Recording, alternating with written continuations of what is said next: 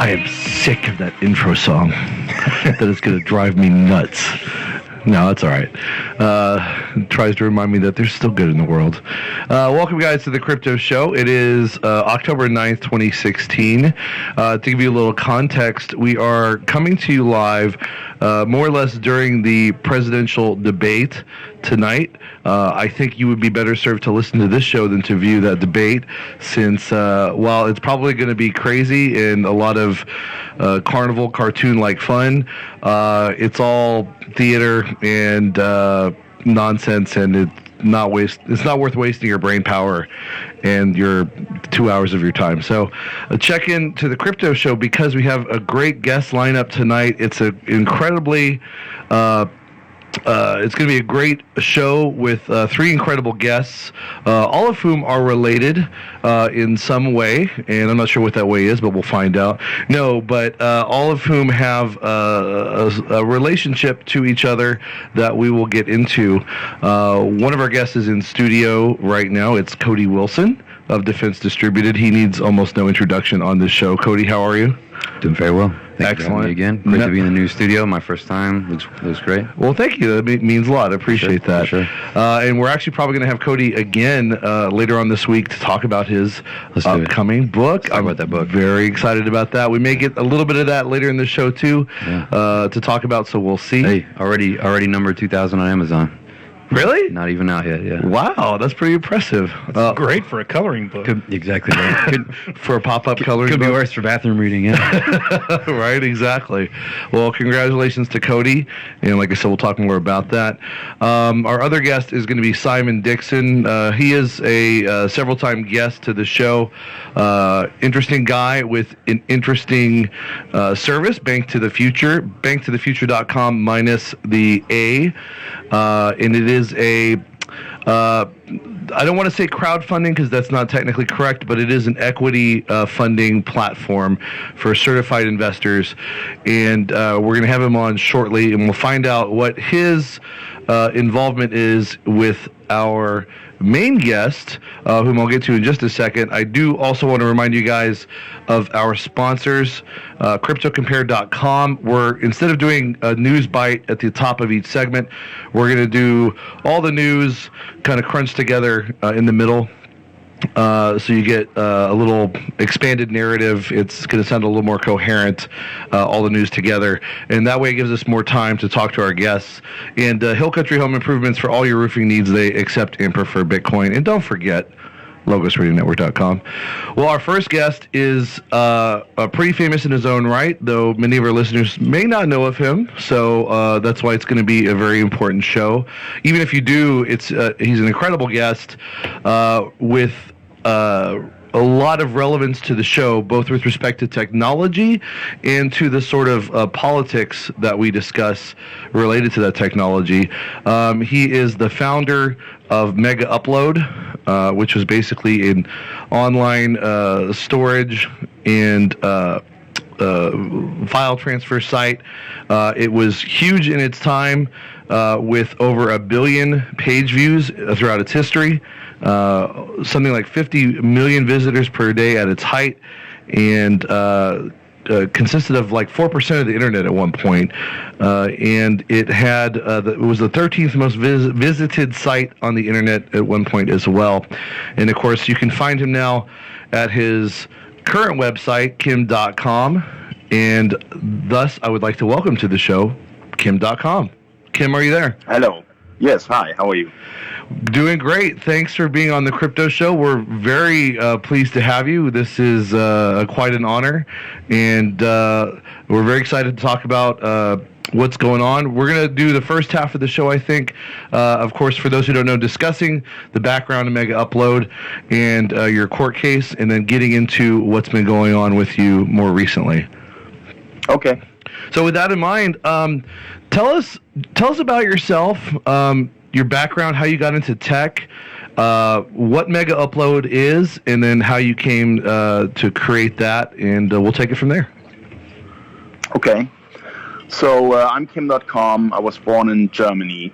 I'm now 42 years old, and became quite early in my youth a computer nerd, a computer freak. I got my first Commodore C16, and then Oh, wow. Commodore 64, the old Brett case, as it was called, and started basically quite early. Was there when the internet basically was born. I started before the internet with dial-up modems and BBSs and things like that. So I've seen it all, been through the whole evolution of home computers, and then later the internet, and then later, the servers and data centers. Always been an avid gamer, so I've also been through the whole evolution of gaming, from Pong to Pac-Man to where we are today with games like Destiny that are just super realistic and beautiful to play. So, for me, technology was always the most dominant thing in my life. When I got my first computer, I realized, school is really not for me. They're not teaching me anything there that is interesting me. I've identified it early on as the thing of the future and something that I want to learn and want to get really good at. And that ultimately drove me to become a hacker, to explore computer systems and understand their weaknesses and find ways to get around certain security procedures and things like that. And I became really good at that until in my juvenile years of 17 years old, I was busted for basically, calling for free, providing people with blue box access so that they could call for free, and all kinds of hacking exploits that I was involved in. And then, I got a probation sentence because I was a juvenile, and the judge kind of saw it as youthful foolishness. And the funny thing is, back at the time, in Germany, we didn't even have any hacker laws. There was no law, so they had to put it under data espionage and all kinds of funny laws to apply to this case. So you basically created legal precedent in Germany, or? Yeah, twice.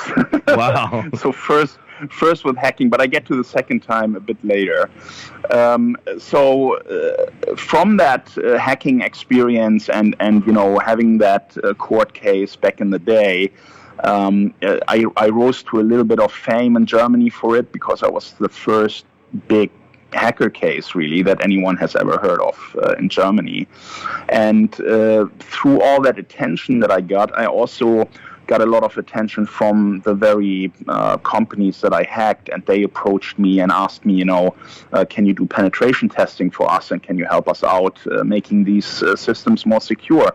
So I turned into a white hacker basically, and started a consulting company, which ultimately ended up with over 20 really excellent hackers that were doing work for Fortune 500 companies and governments around the world, penetrating their networks and giving them security advice. I've done that for 7 years. The company was called Data Protect.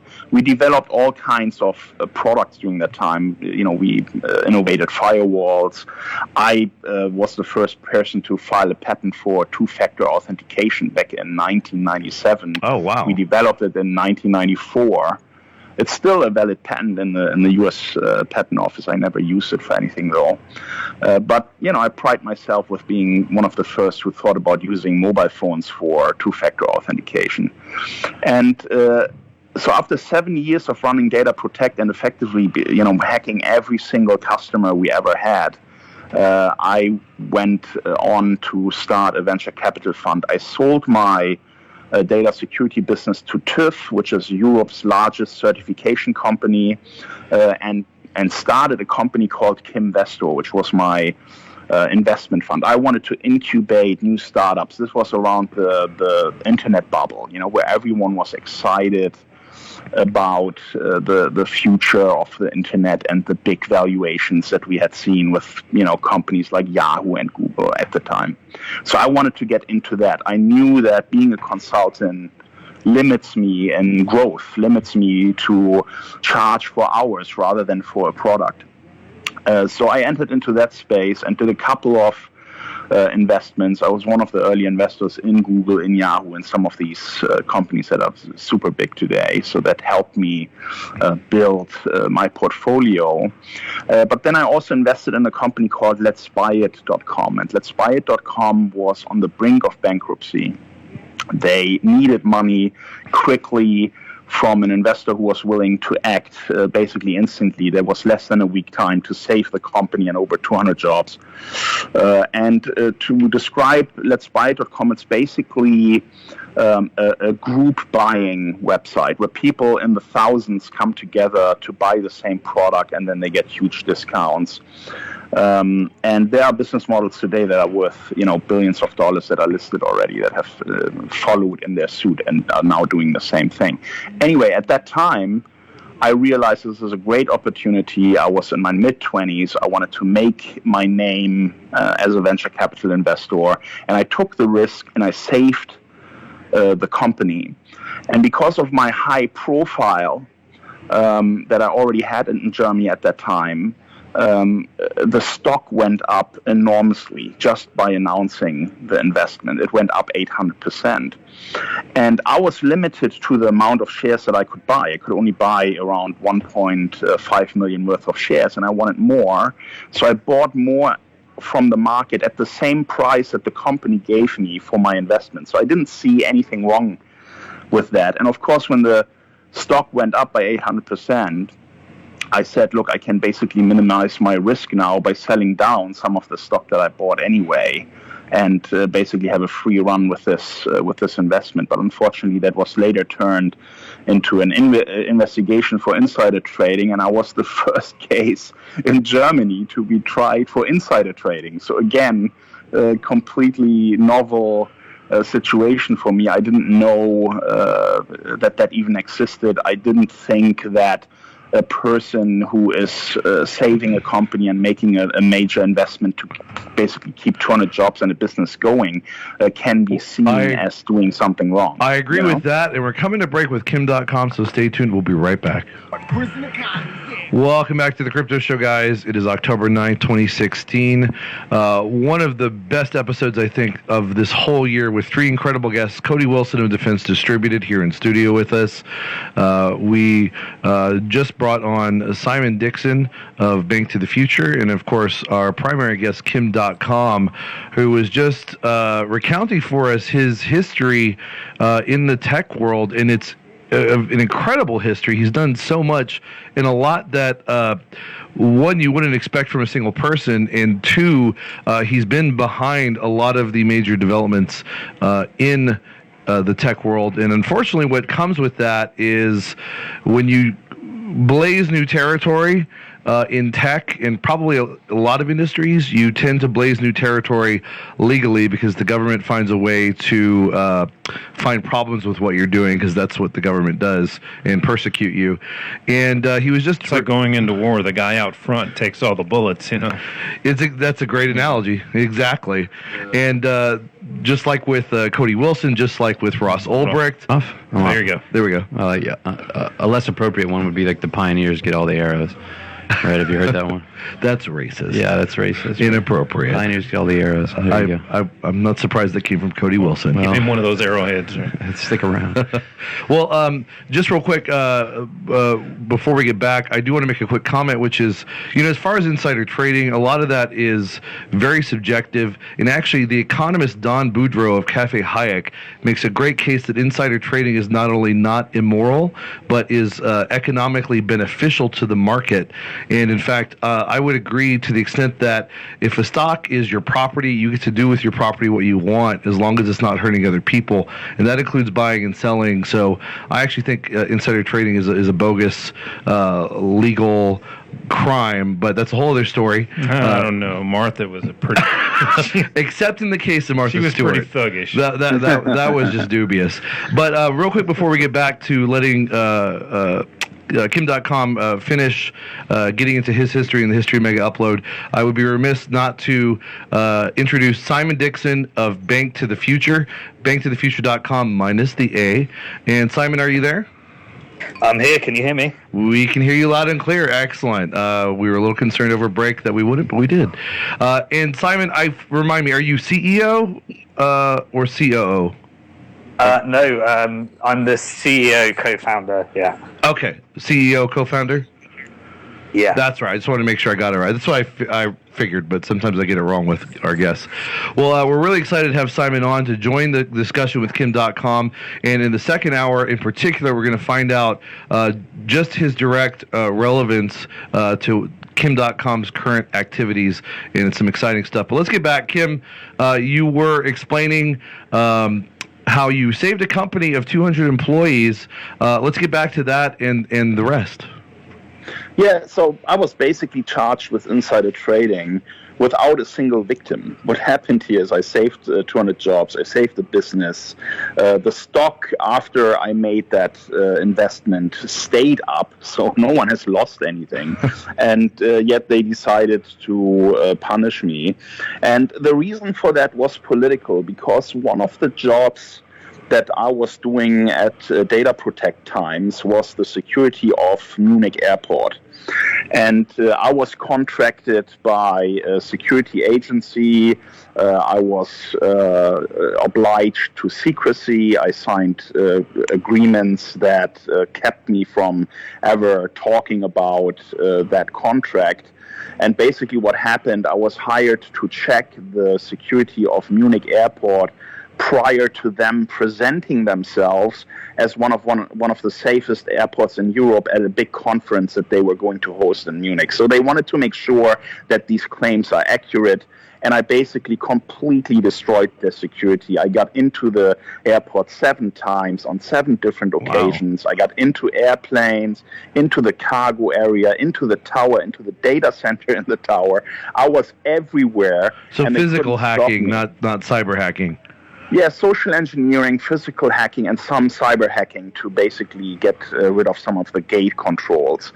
So what I did is basically completely expose that airport as unsafe. And this is pre-9/11. This is before we worried about major terrorist attacks on the scale that we are seeing today, right?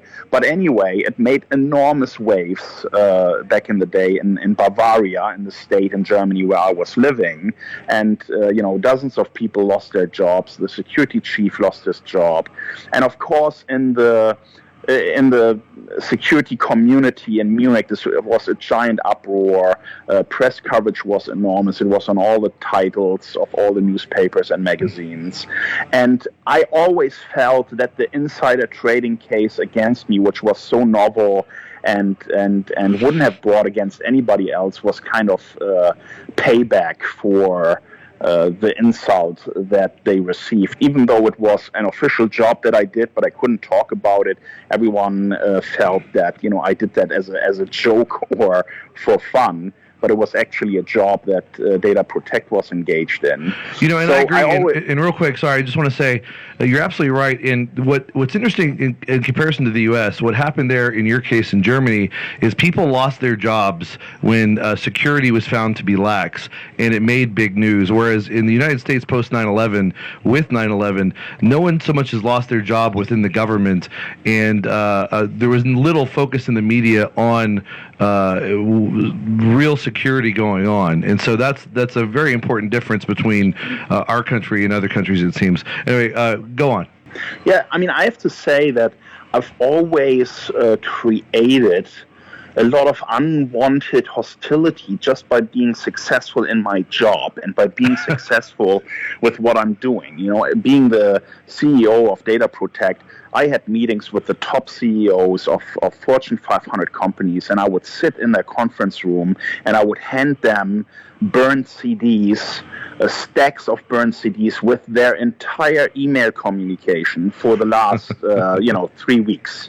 And in one case, this was Daimler-Benz at the time, one of the largest German companies. They also are a defense contractor. They build weapon systems and so on. And we hacked them in a way that we had access to their entire email communications of the entire group of businesses. So when I put that on the table, the panic set in, and they all of a sudden they see me as an enemy, not as a consultant who's trying to help them and assist them.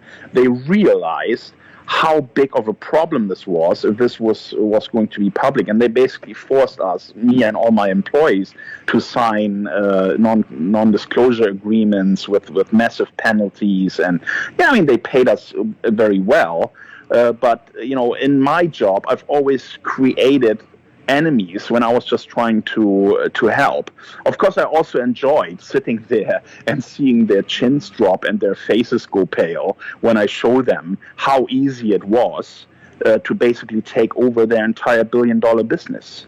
Yeah, to undermine their hubris. Well, and we got a little bit less than 2 minutes till break. And I like that you've talked about this because this establishes your history of being politically targeted and making enemies, like you said, for doing good, for helping companies and people out. And I think that's not irrelevant to what later happened to you with Mega Upload.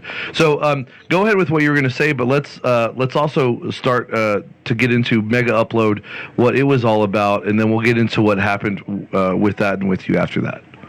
Yeah. So with this insider trading case, I felt that I was very unfairly treated by the German media. They basically predetermined my guilt and made it very difficult for me to mount a defense. And after all of that happened, I decided, okay, I don't want to live in Germany anymore. I will start over somewhere else, and I decided to move to Asia. I lived in Hong Kong, and I started my new businesses there, and one of them was Mega Upload, and I'm going to talk to you guys about Mega Upload for a little bit, but it's probably better to start that after the break. Absolutely true, and very excited to get into that. Pretty fascinating story. I can only imagine there's so much more you could tell us about your history in tech and how you were a pioneer and how you were also targeted.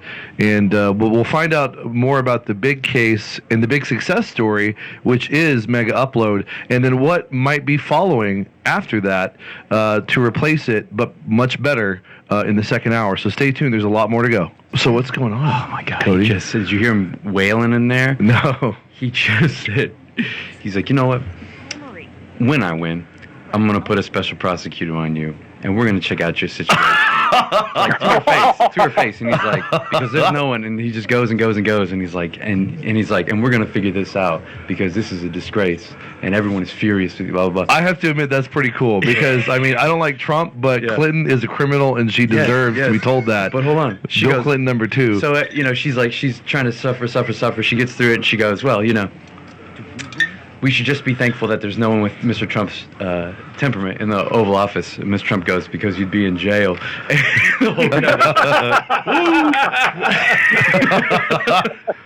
Wow, this is awesome. This is a spectacle. It's fire, man. I'm gonna have to watch this. It's fire because he knows he knows he's losing. He knows he's just gotta kill. Man, something weird's gonna happen. I just know it. I just can't believe that. Everybody just doesn't see that it wasn't the email. It was the emails was why they brought out this whole thing that happened in 2005. Yeah, I got to learn about how much of an asshole Trump is. Like somehow this murderous, butcher, this craven Emperor Palpatine type is somehow spotless. Did you see the video that Ben from Joy Camp did? Where he edited I love himself, those guys. He edited himself into the debate between Trump and Clinton. No, that's hilarious. And then he's telling all of the things about Libya and that is awesome. That's the conspiracy guy, right? Yeah. We need to get him on the show. I love that guy. Okay. I'm kind of glad you're watching this while just to give us updates. It's so funny. It's like you're watching a football match. Exactly. No, that's how I was thinking of. And I'm thinking he's going to come up here. We're going to watch him just kind of fold. Sad. He is putting it to her. Kim, what do you think about all the he's losing his presidential stuff here? America has become the clown of the world. What do you say? America's become the clown of the world. That was awesome. That's just because they took your money, Kim. That's a quotable quote. Hey, that's why. That's just sour grapes, Kim. Yeah, No, sour I'm grapes, kidding. Kim. Why do you think they have? I'm sorry. Why do you think we have clowns hiding in the woods and stuff, man? That's a good point. It's like a real life metaphor for what's going on. That's so crarazy. Hey, I've been writing in SpongeBob since 2012, and I'm going to continue to do it. I can't believe I'm missing this debate, you fuckers. Well, you know what, Kim? We appreciate you missing the debate for us. We Don't really worry, do. there'll be plenty of replays. Oh, Yeah. man. I only realized it yesterday that it's on the exact same time. And I'm like, Yeah. fuck. My Well, God, I'm glad you not only to realized record it. yesterday, not earlier, so you didn't drop out. All right, I'm looks like looking forward to watch it. I recorded it. I know I can't wait either. Yeah, that way you can skip through the commercials. Yeah. It's that's train right. wreck, man. I know, I'm sure. Do they All right. have commercials at a presidential debate? No. No. Do they? No. I don't know. No, they- Oh, they don't? I'm just thinking, wait, commercials during the I don't Oh, I know, guess do you're they? right. No, maybe, I think you're right. They It was don't. uninterrupted last time, and it's uninterrupted this I time. think But that's it was typical, brought yeah. to you by Depends, right? Is that right? Yeah. That's funny. Pretty good. Oops, I All crapped right, my man. pants. Pretty good. All right, Deb, bring us back. Welcome back to a jam-packed episode of the Crypto Show on this lovely October 9, 2016, during the presidential debates. But if you're listening, you're making the smart choice. There's no point in listening to those clowns duke it out because, why do you want to lose brain cells? Let's earn some more brain cells by listening to our incredible guests. We've got Cody Wilson of Defense Distributed in studio. We've got Simon Dixon of Bank to the Future, BnkToTheFuture.com on the line, and Kim Dotcom of Kim.com as well. And Kim was just telling us about his long history and basically subsequent to the insider trading scandal, which really by all reasonable accounts was dubious and a form of political persecution. He then decided to leave Germany, understandably, and move to Hong Kong. And Kim, go ahead, and you're setting the groundwork for Mega Upload. Let's get back into it. Yeah. So I was basically planning at the time after I left Germany to start something non-tech, to completely disconnect myself from tech and do something else. And I always loved racing, car racing, and street rallies. And I don't know if you guys have heard of the Gumball 3000. It's an event that happens once a year. It's 6 days, 3,000 miles, and usually 120 to 150 teams competing to get to the checkpoints the fastest. It's kind of like the movie Cannonball Run, if you remember that. Okay, yeah, exactly. Where does it take place? So I wanted to start something like that. I wanted to have my own event for that kind of format. And, I was sending a lot of video clips around about me participating in these events. And the clips were quite large. And sometimes, the emails would bounce back and say, hey, this file is too large to send via email. So I thought, wow, I need to solve this. This is ridiculous in this time and age that emails are bouncing. So I started a server where I could upload these videos, get a unique URL link, and then instead of emailing the file, I just emailed the link to the recipients. And then those recipients come back to me and say, well, this is really cool. I want to use that as well. Can you create some kind of website that allows us to use that as well? Because we are all having to deal with email server limitations. So I did that. I built it. I launched the site. And basically, instantly, within a week, that thing took off because everyone who ever received a link through Mega Upload now knew about Mega Upload and wanted to use it as well. And if the word viral has any meaning at all, it's really in the context of Mega Upload, because within a month, we had tens of thousands of users, and that was at a time, when sites didn't grow like crazy.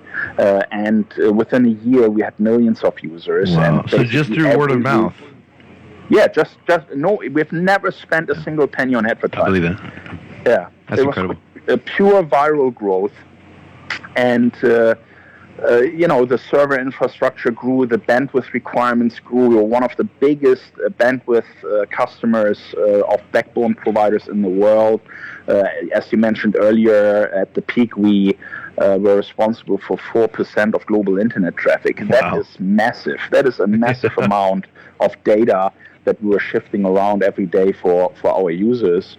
And this popularity was a thorn in the eye of the content industry. They couldn't believe that a website as simple as ours was so popular and could so easily be used by people, to infringe on their rights. The laws were pretty clear. If a user does something like that, it's the obligation is with the content owner to report links to the service provider, and then the service provider takes down the links, and we've done that. We had a takedown compliance of 99.999%. We went even further. We gave content owners, over 150 of them, direct delete access to our servers, so they could go in, paste the link without us doing any kind of checks, and the link would be taken offline instantly. A service that no other service provider gave to, for example, Hollywood at the time. Yet they were still not happy. They didn't like the laws that they currently had to comply with, namely the DMCA, the Digital Millennium Copyright Act, which basically puts the burden on the content owners.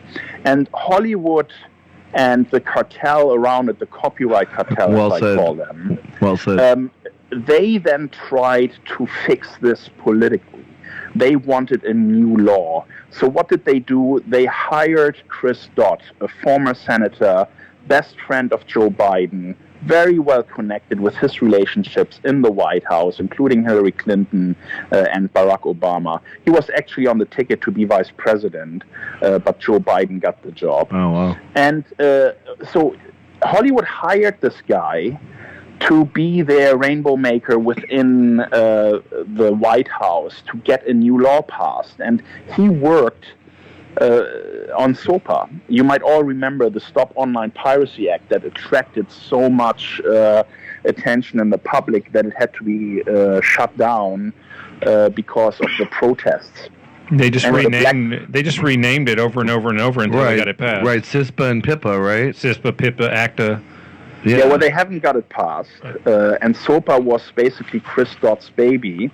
And in parallel to SOPA, Chris Dott got the White House to basically do a pay-for-play law enforcement action against Mega Upload, because Hollywood is the most significant contributor financially to the Democrat Party. And it's not just the money that they bring to the party, it's also the endorsements of the Hollywood stars, it's the media that Hollywood controls. A lot of TV, radio is controlled by these companies that are members of the MPAA. So they are very powerful. And Chris Dott threatened the White House openly and said, if you don't help us keep our jobs here in this industry, why should we help you keep your jobs? So on that note, it is important to understand that Barack Obama was trying to get reelected for a second term. The polling was really close. It was a very tight race. And if Obama would have lost the support from Hollywood, it could have basically allowed the Republicans to get the White House. So they went in and decided to make this the first criminal case of its kind, where they are saying that I am personally responsible for the actions of third parties, of our users and their infringement, and that I should be criminally liable for that. And the way they did that is Joe Biden, who himself says he is the world's best friend of Chris Dott, has put his former lawyer, Neil McBride, into the Department of Justice to be a U.S. attorney. He put him there, and then he asked him to run this case against me. And it's the same prosecutor, by the way, that is prosecuting Assange and Snowden. Oh, wow. So that's why we know it's very political, very targeted. This same prosecutor was in the White House briefing the chief of staff of Joe Biden about the developments in my case a week before Biden had a meeting with all the studio executives, so all the CEOs of the big studios like Disney, Warner, you name it, including in the meeting one guy from Hong Kong who is an extradition expert. So we knew immediately what this meeting was all about. The fix was in. The fix was in. And we know all this because, fortunately, Obama, when he announced that his administration is going to be more transparent than any other, has made the visitor logs of the White House public. So we were able to access them, find all these traces of all these meetings. We found out how many times Dot went to the White House since he became a lobbyist, and all these things, which paint a pretty clear picture that this whole action against Mega Upload originated in the White House because Hollywood hired the senator who was putting enormous pressure on the White House with the financial power and the election power that Hollywood brings to the table. That's and just they incredible. They used that to basically create this case against me. Now, a number of experts have spoken out against this case, including... Well, before we get to that, sorry to interrupt, we are coming to break with Kim Dotcom. What an incredible story. There's more incredible elements yet to be talked about, so stay tuned. We'll be right back. That's kind of the same way they did it for Albrecht with Chuck Schumer. Oh, yeah. And that's what's so creepy is, like, it's not just passive judicial or criminal actions. These are, like, essentially, like, mini conspiracies from all the way up to the top. There's, you know? That whole raid that they did on his compound, you know, apparently was just, like, prompted by MPAA and, like, lobbied for by Hollywood. Like, it wasn't even... It was kind of extrajudicial, as I remember it. And you know what's so appropriate about that? That is very Hollywood. Yeah.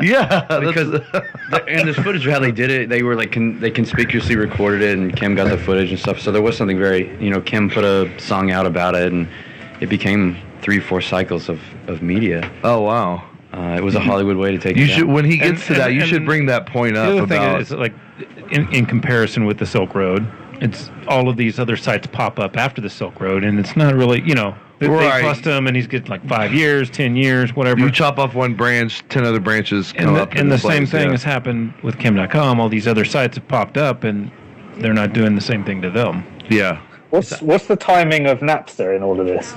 Timing of what? Napster? Of Napster, yeah. Huh. Well before Mega Upload.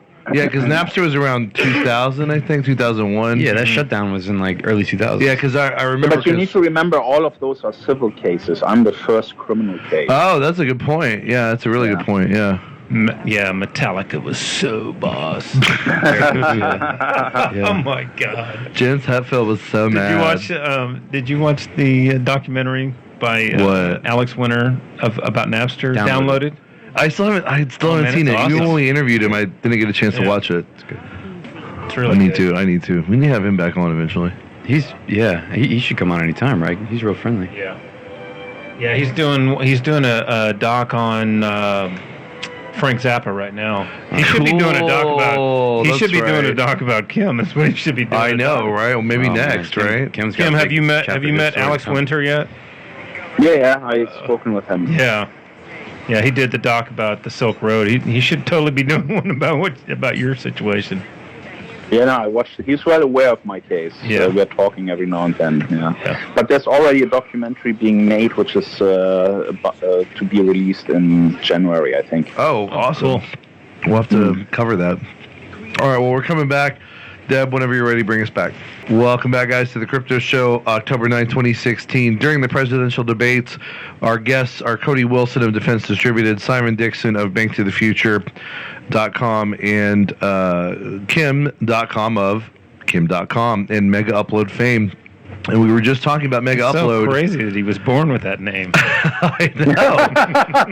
Just what an incredible coincidence. What, he wasn't? Oh, we'll have to ask him about that later. No, the .coms of Bavaria, right? That's the... Right, no, these are the Sioux Falls.coms. No, it's the phone.coms of Bavaria, an aristocratic family related to the... We've done the KYC on Kim. It's his legal name. Here you are, Mr. I never Regulator. yeah, He checks out. It is in my passport. It's my legal name. No, I know. I remember watching an interview with you, and you said that. That's pretty cool, I think, actually. Yeah, I like that. Well, and I mean, it almost, real quick, we'll get back to what we were talking about, but it almost goes without. It really doesn't need to be asked, I don't think. But why did you change your name to Kim Dotcom? Well, because I have everything to thank the internet for. The internet made me Like who that. I am, made me successful, and gave me the best times of my life. So it's basically a homage to the internet. That's really cool. I like that. And then, of course, if anyone needs to find you, it's not hard. They don't. Yeah, exactly. And before Kim.com, my name was Kim Schmitz, which is for Asians impossible to pronounce. So I was like, let's do them a favor and change the name to something that they can actually. Well, I'm say. going to change my name to Kim.net and see what happens. Yeah, good. You might get a million visitors out of that. That's not bad. Kim.net. At least there are no R's or L's in your name. That would have been even harder for the Asians. What? Well, so just real quick, I want to comment before we get back in. So clearly, similar to Ross Ulbricht of the Silk Road, there was a concept of transferred intent involved in his case, where Kim Dotcom himself is responsible for the actions of other people, which doesn't make sense in any moral or logical way, and therefore shouldn't make sense in any legal way. But that morals and logic don't usually enter into the equation when it comes to the government and politically persecuting people, so that's not surprising. And I also want to add... but there are two big differences, right, in the Ulbricht case and in my case. Oh, go ahead, yeah. In my case, it has nothing to do with drugs or other illicit things that could be shipped around. It is purely copyright. Oh, well, sure. In my Well, case- fair enough. Yeah, right. for sure. And in my case, in the history of anything to do with copyright, these cases were always civil. And there's Yeah, not good even a point. criminal statute against secondary copyright infringement. So what they're doing here is completely novel and basically a hack of the law. They're trying to do something here that they don't even have a law to do it with. That's a really good point. So in some respects, it's even worse. You're right. The precedent was civil, and they're really grasping for straws with your case. So And just outside the jurisdiction, just a little bit. Exactly. and we'll get Exactly. into exactly. We'll Special get into that too coming up. Did you see they got the back page guy? Yeah. Yeah, we were just talking about that the other day. Yeah. Isn't it the same kind of transferred intent justification? I mean, not like Exactly. copyright, but a lot like Goldberg. They're like accusing him of running like a prostitution ring or and, whatever. child prostitution and all that kind of So stuff. that's classifieds for you. Yeah, there you go. So we might have him on if we can. We'll see. But I just want to add too real quick before we get back. We talked about Hollywood's involvement here, and that's no surprise. And this is not simply a passive legal process. It's clear that this was active, going after Kim all the way from the top of the federal government, from the White House. I mean, essentially a mini conspiracy. And what's particularly interesting about that is, keep in mind, and this is something we discussed one of the recent episodes, it's not simply Hollywood in its copyright and its support of the Democratic Party. Hollywood has deep ties to the military-industrial complex. And we discussed that with the fact that if, as was supported by a journalist that we had dinner with a while back, any Hollywood movie that uses the Pentagon services for showing like a jet or a military anything, the military, the Pentagon, and this is true also of the FBI and the CIA, they have the option to go through and edit the script of Hollywood movies, and there are deep ties between the military-industrial complex and Hollywood. So this is, in a sense, a lot deeper and more important as far as power politics and money go than you might even expect. But anyway, let's get... Yeah, Hollywood is also the biggest recruiter for the U.S. military. With That's a their good point. heroic, soldier movies. Guns Absolutely. movies, sure. Yeah, look at the recent sequel to Independence Day as a great example. Well, let's get back. So the fix was in. It was clear they were sort of inadvertently telegraphing what they were going to do to you. So I guess lead us up to that fateful day when things, S hit the fan.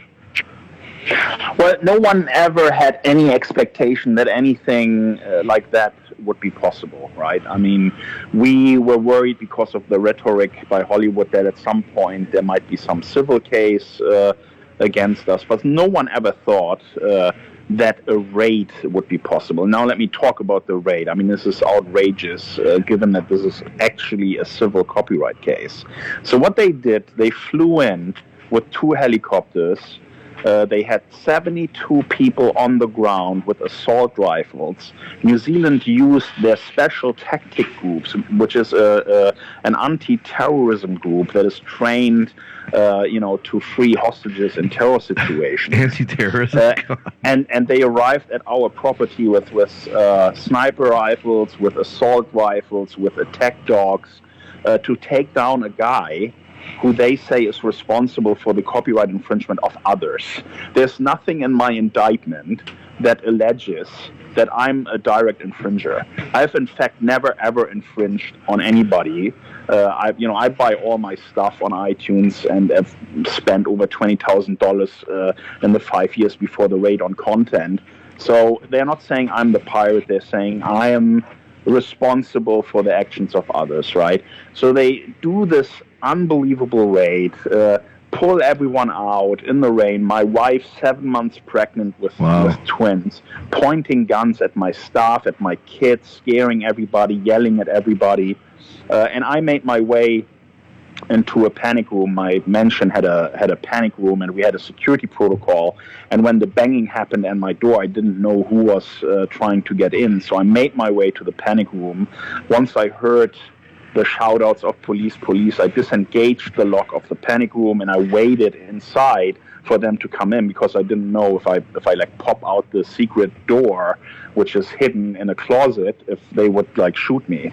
So I waited for them to come in. It took them, the special tactic groups, anti-terror police, needed 15 minutes to find out where I was. Man, those are crack special forces types. Yeah. Why the overkill with 72 people and all these assault rifles? Is it because they saw you had 150,000 kills on Modern Warfare 3? Like, yes. were they scared of you because they thought you were this like mass murderer on a video game, or what? That's the shotgun he was actually holding, was a video game shotgun. I guess so. Kim, do you think they were just trying to impress the United States? That's exactly. That is what happened here, because while this whole raid was going on, I mean, not just the United States, it was also a message through the media around the world. We are the U.S. Yeah. We consider copyright a matter of national security. We're going to fuck you up if you don't do what we want, okay? And this whole raid had a live feed. It's good TV. The helicopter was filming the whole thing. There were cops with antennas on their backs transmitting live footage. And it all went back to Washington to the FBI command center. And I bet Chris Dott was sitting there jerking off while it happened. because that was his script. He wrote the script. He's losing it, Kim. To this whole case. They made this a Hollywood-style raid. Yeah, great point. Just like Cody said on break, exactly. It'll probably end up being footage in a new movie. Yeah, so they were watching all of this live, and once we realized that, we basically subpoenaed through court action the New Zealand authorities, and we got access to all that video. So that's why I was able to show the world this whole raid in full HD, so everyone could see the ridiculousness of it. Oh, you're kidding! Like, so you made it accessible, the footage of the raid. Yeah, so you can watch the whole raid, nicely edited, of course, with some nice music that I made on my YouTube channel, and the video is simply called The Raid. So if you go to YouTube and you search for Kim Dotcom The Raid, you can watch the thing. It's already been viewed over 1 million times, and the comments are pretty clear. Everyone thinks it's completely outrageous. But this was all paid for by Hollywood, and this is a completely corrupt prosecution against a site that could only ever get in civil trouble. These are civil cases, and the U.S. prosecutor is using the DMCA and quoting it in his indictment as if this is some kind of criminal code. It's not. It's purely civil. And we have safe harbor protections, which say that internet service providers cannot be criminally liable for the actions of their users. They just completely overrid all of that and went ahead and did this raid anyway. That's that's the classic definition of dictatorship. Is there's no rule of law. They just simply ignore the laws and then make it up as they go, and they just pretend like a crime, something that isn't a crime, is a crime, and then go with it.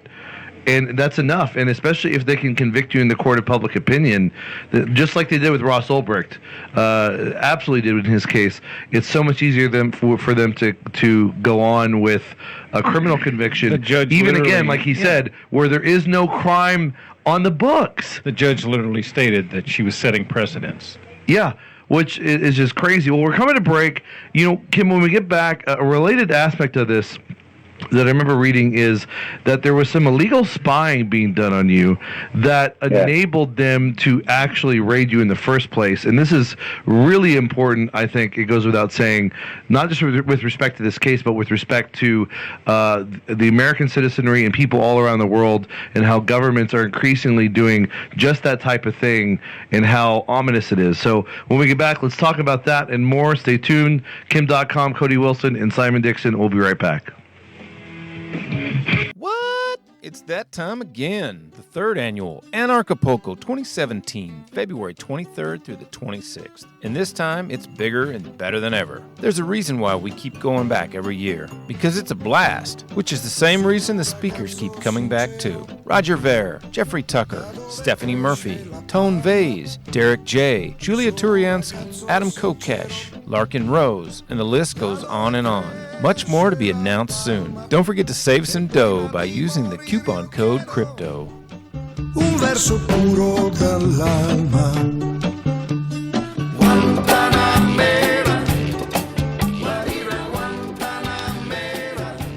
That's right. Go to anarchapulco.com and use a coupon code CRYPTO. Don't worry, folks. If you missed the latest episodes of the Crypto Show, you can always catch the replays on Tuesdays and Fridays on BitcoinTalkRadio.com, as well as the latest news in the Bitcoin space. That's BitcoinTalkRadio.com, or just find them on the TuneIn app. Attention all of you LRN.FM, Bitcoin Talk Radio, or any of the other podcast network listeners out there. Be sure to check out the LTB network, also known as Let's Talk Bitcoin, for some great informative shows on cryptocurrencies and disruptive technologies. Check out the original Let's Talk Bitcoin, Epicenter Bitcoin, The Bitcoin Game, Bitcoins and Gravy. And did I mention that you get paid to listen? That's right, a podcast network that not only pays the content creators, but pays the listeners too. Learn more at letstalkbitcoin.com, where the magic word is the phrase that pays. That's letstalkbitcoin.com. And the phrase that pays is going to be mega, M-E-G-A, mega, like mega upload. And go ahead and stay tuned for the Cryptocompare News Minute. Guys, we're doing a special version of the Cryptocompare.com news bites instead of doing a news minute at the top of each segment for the show, because we had a really special guest, three really special guests, Kim Dotcom, Cody Wilson, and Simon Dixon.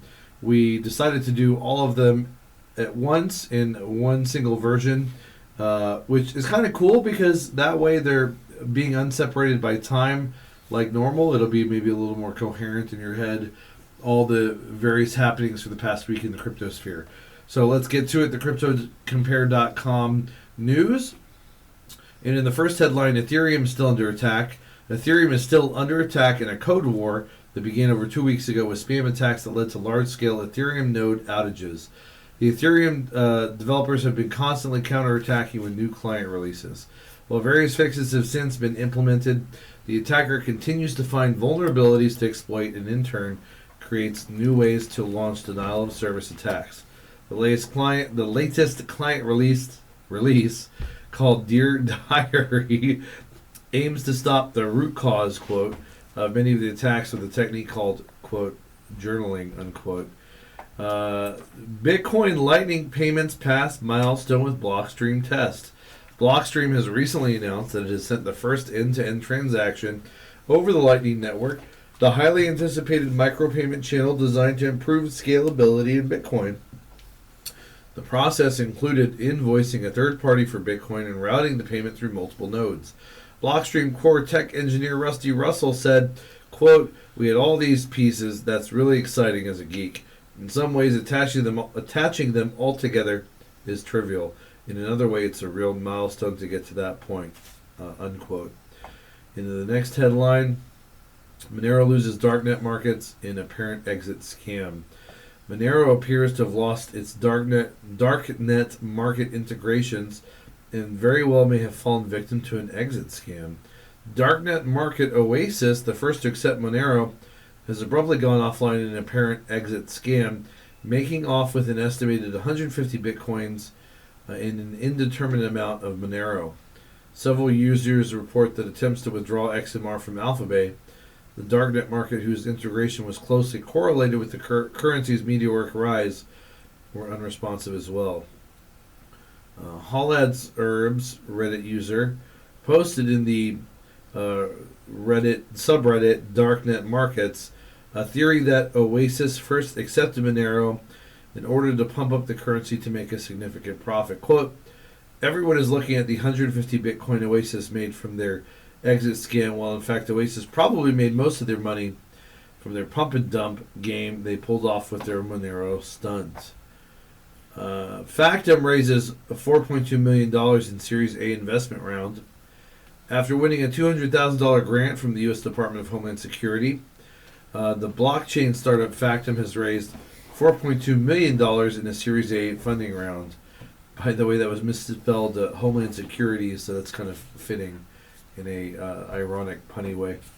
The investment will be used to further develop its core technology and suite of products and to scale with a series of hires to be announced over the coming months. Factum co-founder and CEO Peter Kirby said, quote, we really believe that when you move all the data in the world into the blockchain, you can create a lot of transparency and value. Oh, well said, unquote.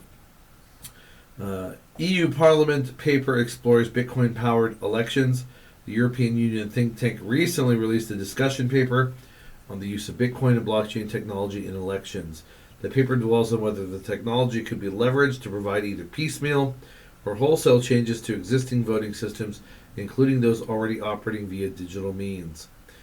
Gemini brings regulated Bitcoin exchanges to Hong Kong and Singapore. Gemini, the regulated Bitcoin exchange founded by the Winklevoss twins, is officially expanding its services outside of the USA for the first time to Hong Kong and Singapore.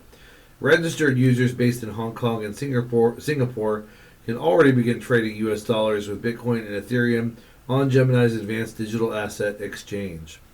Spain to tax its Bitcoin miners up to 47% of its profits, and that's why Spain is very poor. According to a recent notice from the official taxation authority, Bitcoin and cryptocurrency miners in Spain will see taxation of their profits. The new directive will require all cryptocurrency miners to register themselves with Spanish authorities before submitting taxes on mining earned profits. The Spanish Ministry of Finance will be responsible for implementing the tax rule. The authority will reportedly hire Bitcoin and cryptocurrency specialists, as well as training officials as a means to identifying all miners. And the voracious appetite of the government in Spain, of course, will only make people poor and ruin the economy, as has already happened. Well done, Spain. Exactly. IBM invests $200 million in blockchain-powered IoT office. IBM recently announced that it is investing $200 million to fuel its Internet of Things efforts, which will be led in a new office in Munich with as many as 1,000 employees. IBM, a founding member of the open-source Hyperledger project, emerged earlier this year as a strong advocate of blockchain technology. The company said, quote, businesses can share IoT data in a secure private blockchain to reduce the costs and complexities of doing business across a network of people and goods. This capability is fully integrated into IBM blockchain, end quote. And that was your Cryptocompare.com news cycle for all the most important news happenings in the past week in the crypto sphere. Thanks, Cryptocompare.com, and we'll see you next time. Tried to compare herself to Abraham Lincoln a minute ago. Like, managing Congress. Is he hearing this? No. I heard somebody laugh. Yeah. But, Kim laughed. She tried to compare herself to Abraham Lincoln, and she goes, Trump's like, yeah, Only folks. the beard. Yeah, folks. The beard, nice. He goes, Honest Abe over here. And the whole crowd. Honest Abe. Yeah, he's like, Honest Abe. And he's just killing it, man. Man, I can't wait to watch this. Let's just cut the show short. Let's just go sorry. watch it. No, I'm I was sorry. kidding. No, it's just... He's real comfortable under pressure, man. Oh, I don't doubt it. This is do or die for him, and he's doing all right. Oh, this is a long break, right? Yeah. I'm going to the restroom. Yeah. Says you got 20 seconds. Yeah, but it goes back. It reverts back That's and what your mom said. adds another 2 minutes. That's enough time for your mom, Chris. I can get in there and get it So, done. Cody, what's with the? I went to your shop the other day, and there was a CNC. Oh, yeah, you seen him on machine shop? Yeah, it's like the size of a fucking Suburban. Yeah, man, I'm moving on up, dude. No, I'm like, what the? We're fuck is cranking, that? buddy. No, I'm making a whole lot more of our own parts, in-house. Yeah. We were. This was when Cheftal had those doves, and we were having the doves wrapped in bacon with jalapenos. And I noticed the skylight there. I'm like, damn. You like that skylight? Yeah, I'm like, man, that's gonna look so cool when the ATF comes busting through there, because That's they're the not gonna joke. come through the That's door. the joke. They're like, that's the kill zone, guys. There's the kill zone. Kim knows about that. We're going to hear a loud buzzing. Front door's wide open, but hey, you guys mind if we climb up on the roof? It's gonna look way No, cooler it's if we bad. come through here. That is a joke. Everyone's made that at this point. But yeah, man. When did you come out there? A couple days ago? I brought Joel some wristbands for ACL. Yeah, I went to ACL this year. Did you? Yeah, it was great. I didn't go. A friend of mine gave me 2 sets of wristbands, and I gave one to Harlan and the other one to Joel. It was a good time, man. That Yeah. was cool of you to give that away like that. I wasn't gonna go. I saw him and Chalker there. Yeah, that's what. It was good to see them go. So But yeah, dude, we've done some capital acquisition. I've seen. I noticed, man. I noticed the new place is pretty great, man. Yeah, it's a step up. Oh, I still haven't been. That's If Harlan gives us any problems, man, we're gonna move the studio to DD. It'd be great. I got a room I can knock out the wall, and we can do it there if you want. Let's do it. Yeah, live from the Vince Distributed with the I've thought about it. with the things in the back. I'll try to take it as a write-off or something. We'll fund the show and take it as a write-off. Mm-hmm. It's like marketing expenses or something.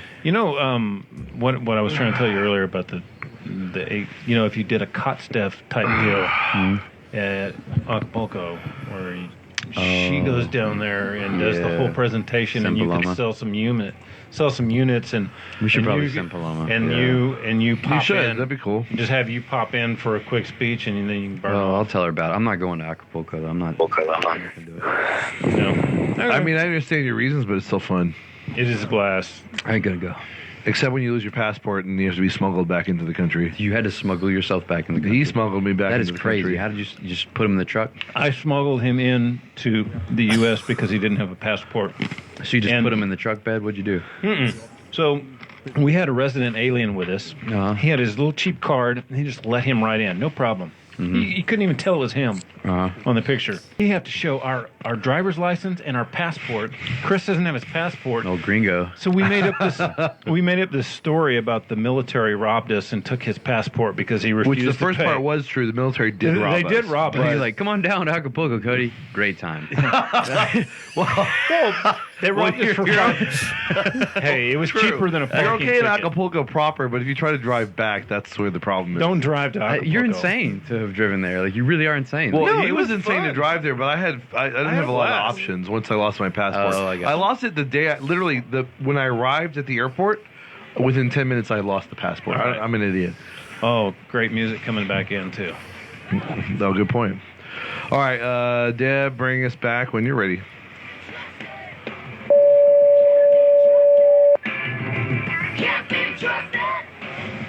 The government can't be trusted. No! Especially Say it ain't true. What's It's that? true. The government can't be trusted. Huh? I'm not buying it. It's like, well, duh. I'm not buying it. Especially the American government. And real quick before we get back, we were just talking about Kim Dotcom's, the raid on his house by authorities was 72 men, which is total overkill. Automatic weapons, just the full works, and how Hollywood style it was, like Kim and Cody pointed out. And it's interesting too how the government tied into Hollywood mixes Hollywood and fiction and real life together to where people, like, in a sense, can't tell the difference, and it has a profound psychological effect on people. Maybe something we can explore in a future episode. But it's just really perverse how over the top they make things, including in this raid for a man who literally committed no crime, according to the books, according to the legal, codex, if you will. And even if he had, it's not like, he was the criminal kingpin of some giant drug network. And even then, like, drugs should not be illegal, in my opinion. But it's for over copyright, it's such overkill. But what makes it worse, and I want Kim to get into this, is it may not have even come to this without the government of New Zealand committing an illegal act. And Kim, get into that for us. Okay, so first of all, a raid like this has never happened before in New Zealand. New Zealand is a pretty laid-back country, quite boring actually, and you wouldn't expect anything like this. It's all hobbits and elves. I know, yeah, exactly. Yeah, but the prime minister over here, he is also the minister of tourism, and one of the biggest drivers of tourism in New Zealand were the Lord of the Rings movies, which were shot in New Zealand. And at the same time, the planning for the raid went on. John Key was in negotiations with Warner to do the Hobbit movies, the trilogy, also nice. in New Zealand, to drive tourism and to increase the profile with Hollywood to do more filming here. So completely corrupt. The door was open for Hollywood to come in with this action script, and because the White House is involved and was the top tier of U.S. leadership, New Zealand couldn't help themselves. They just wanted this so badly, and they wanted to show their American friends what they can do. So on top of the raid, they've also spied on me illegally. And New Zealand is a member of the Five Eyes, or Echelon. And they utilized, and now get this is the best part actually of the whole story. You know how the NSA has this massive spy machinery that we now know about because of the Snowden leaks, and a system called PRISM and XKeyscore. And that was designed to fight terrorism, to find the worst of the worst, to prevent terrorism attacks. And now get this, they used that very system in a civil copyright case against me and spied on me illegally, basically typed in all my selector data, my phone numbers, my email addresses, everything into this NSA spy cloud. And the New Zealand equivalent to the NSA, called the GCSB, downloaded all that data. And on top of it, they turned my iPhone into an open mic and recorded every bit of communications for over a month. And when I found out about it and we pressed them in court about it, the cop who knew about it committed perjury and wouldn't admit it. And then later, through the court process, we found out that it actually went on. And the Prime Minister of New Zealand had to apologize to me because he had to admit that this was unlawful spying and that this should never have happened. And then a week later, they draft a new bill and pass it through Parliament to make it legal to spy on New Zealand residents. That's the kind of Prime Minister. Serious?